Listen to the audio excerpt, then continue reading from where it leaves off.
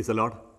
സ്നേഹമുള്ളവരെ, നായിനിലെ വിധവയുടെ മകനെ ഉയർപ്പിച്ച സംഭവമാണ് ഇന്ന് നമ്മൾ ധ്യാന വിഷയമാക്കുന്നത്. അതിൽ നിന്ന് 2 വാക്യങ്ങൾ വായിച്ചുകൊണ്ട് നമ്മൾ ധ്യാനം ആരംഭിക്കാം. ലൂക്ക എഴുതിയ സുവിശേഷം 7-ാമത്തെ അധ്യായം 12-13 വാക്യങ്ങളാണ് ഞാൻ വായിക്കുന്നത്. അവൻ നഗര കവാടത്തിനടുത്തെത്തിയപ്പോൾ മരിച്ചുപോയ ഒരുവനെ ചിലർ എടുത്തുകൊണ്ടുവരുന്നത് കണ്ടു. ഒരു വിധവയുടെ ഏക മകനായിരുന്നു അവൻ. പട്ടണത്തിൽ നിന്ന് ഒരു വലിയ ജനക്കൂട്ടം അവളോടൊപ്പം ഉണ്ടായിരുന്നു. അവളെ കണ്ട് മനസ്സലിഞ്ഞ് കർത്താവ് അവളോട് പറഞ്ഞു, കരയേണ്ട. അവളെ കണ്ട് മനസ്സലിഞ്ഞ് കർത്താവ് അവളോട് പറഞ്ഞു, കരയേണ്ട. കരയേണ്ട എന്നത് യേശുവാണ് പറയുന്നത്. കരയാൻ അവൾക്ക് വേണ്ടത്ര കാരണമുണ്ടായിരുന്നു. വിധവയാണ് അവൾ. ചെറുപ്പത്തിലെ ഭർത്താവ് മരിച്ചുപോയി.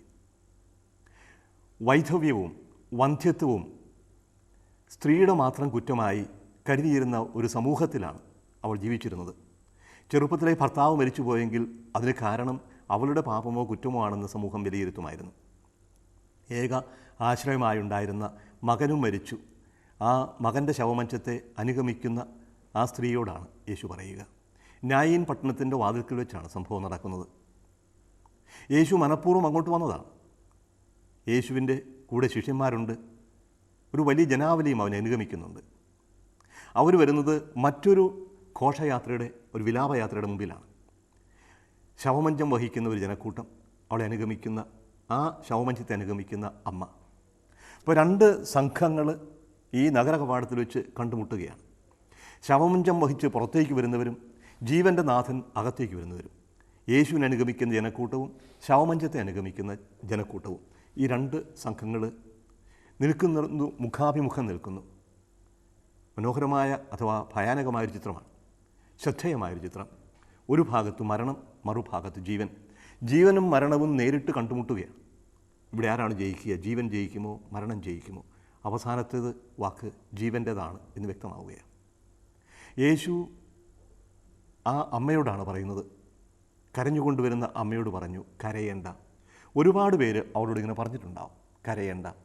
നമ്മളും പറയാറുണ്ട്, കരയേണ്ട. കണ്ണീര് കാണാൻ നമുക്കെല്ലാം ബുദ്ധിമുട്ടാണ്. കരയുന്നവരോട് കരയേണ്ട എന്ന് പറയുക എളുപ്പവുമാണ്. പക്ഷേ ഈ കരയേണ്ട എന്ന് പറയുന്ന വെറും വാക്കുകൾ മാത്രമായിത്തീരുന്നു. ഒരുപക്ഷേ കഥനം തിങ്ങുന്നവർക്ക്, ഹൃദയത്തിൽ ദുഃഖം ഭാരം ആകുന്നവർക്ക് കരയാൻ കഴിയുന്നത് വലിയൊരു അനുഗ്രഹമാണ്. കണ്ണീരിൻ്റെ ഉറവ് പൊട്ടുന്നത് ഹൃദയം പൊട്ടുന്നതിനേക്കാളും മെച്ചമല്ലേ?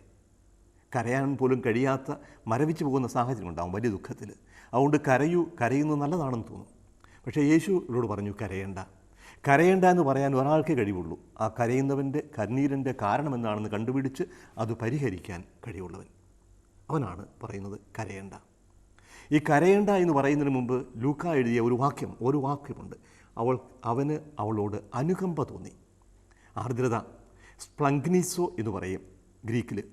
അത് വളരെ വികാരത്തെ സൂചിപ്പിക്കുന്ന, ശക്തമായ വികാരത്തെ സൂചിപ്പിക്കുന്നൊരു പദമാണ്.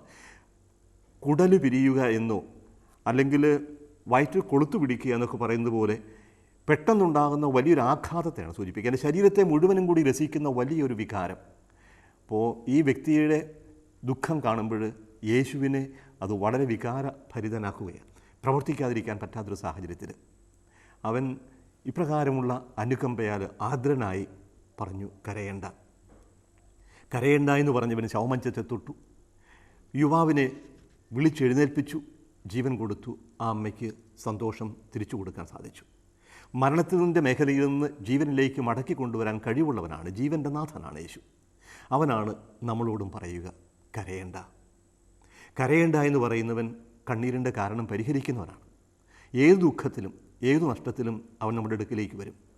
ദുഃഖിച്ച് പരാജയപ്പെട്ട് നിരാശയിൽ കഴിയാനുള്ളതല്ല ജീവിതം. യുവാവെ എഴുന്നേൽക്കുക എന്ന് പറഞ്ഞവൻ നമ്മോടും പറയും, എഴുന്നേൽക്കുക. നമ്മുടെ ഭാരത്തിൽ നിന്ന്, നമ്മുടെ കഴിഞ്ഞുപോയ ദുഃഖത്തിൻ്റെ, പരാജയത്തിൻ്റെ അവസ്ഥയിൽ നിന്ന് എഴുന്നേൽക്കണം. കരയേണ്ട. കരയേണ്ട എന്ന് വിധവയോട് പറഞ്ഞവൻ ഇന്ന് നമ്മളോട് പറയും. അതോടൊപ്പം നമ്മളിലൂടെ മറ്റുള്ളവരോടും പറയാൻ അവിടുന്ന് ആഗ്രഹിക്കുന്നുണ്ട്. എല്ലാ കണ്ണീരും തുടച്ചു മാറ്റുന്നൊരു സാഹചര്യമുണ്ടാകും. വെളിപാട് പുസ്തകം 21-ാമത്തെ അധ്യായം 1 മുതൽ 4 വരെയുള്ള വാക്യങ്ങളിൽ കണ്ണീർ മുഴുവൻ തുടച്ചു മാറ്റുന്ന ദൈവത്തിൻ്റെ ചിത്രമുണ്ട്. ആ പുതിയ ആകാശവും പുതിയ ഭൂമിയും സംജാതമാകുന്നവരെ ഈ ഭൂമിയിൽ ദുഃഖമുണ്ടാകും, കണ്ണീരുണ്ടാകും, മുറവിളിയുണ്ടാകും. പക്ഷേ ഈ കണ്ണീര് ഒപ്പാൻ, കരയുന്നവരോടൊപ്പം കരയാൻ ആ കരയുന്നവരുടെ ദുഃഖത്തിൽ പങ്കുചേരാൻ, അങ്ങനെ ദുഃഖത്തെ ലഘൂകരിക്കാൻ നമുക്കും സാധിക്കും. കരയേണ്ട എന്ന് നമ്മളോട് പറഞ്ഞു യേശു. നമ്മിലൂടെ മറ്റുള്ളവരോടും യേശു പറയാൻ ആഗ്രഹിക്കുന്നു, കരയേണ്ട. കരയുന്ന ഏതെങ്കിലും ഒരു വ്യക്തിയുടെ ദുഃഖം അല്പമെങ്കിലും ലഘൂകരിക്കാൻ നമ്മുടെ ഇന്നത്തെ ജീവിതം ദൈവം ഉപകരണമാക്കട്ടെ. നമുക്കും പറയാം, കരയേണ്ട.